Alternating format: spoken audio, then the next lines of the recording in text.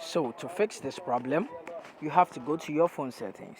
So to simply go to your phone settings, go to your notification bar and tap on your settings bar, which is close to your profile, which is down below over here. Tap on it and you're going to be in your settings, and it's very simple. So when you get to your phone settings, what you have to do is to scroll to search for apps and notifications.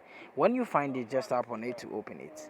And after tapping on it to open it, you're going to see your apps. Just tap on the see your apps and you're going to see all your app listed over here. So to search or to do next thing is to try to search or scroll down and you're going to find your Gmail app over here. So tap on the Gmail app, then tap on force stop, then you tap on OK.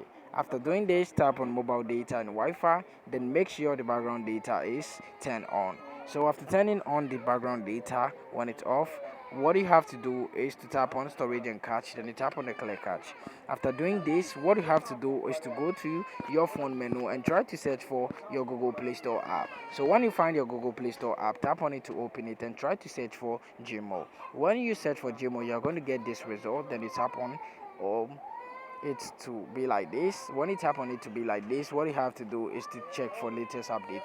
When you can see update over here, just tap on it to update your Gmail app. But when you can find open, just leave it like that and restart or reboot your device. So to restart or reboot your device, what you have to do is to tap on your power button for some while, then you tap on restart, then you tap on OK, and this problem is going to be fixed after restarting or rebooting your device. Thank you very much for watching this video. Think this video has been helpful to you, so please tap on the subscribe button, like, and also share this video with your friends. Thank you.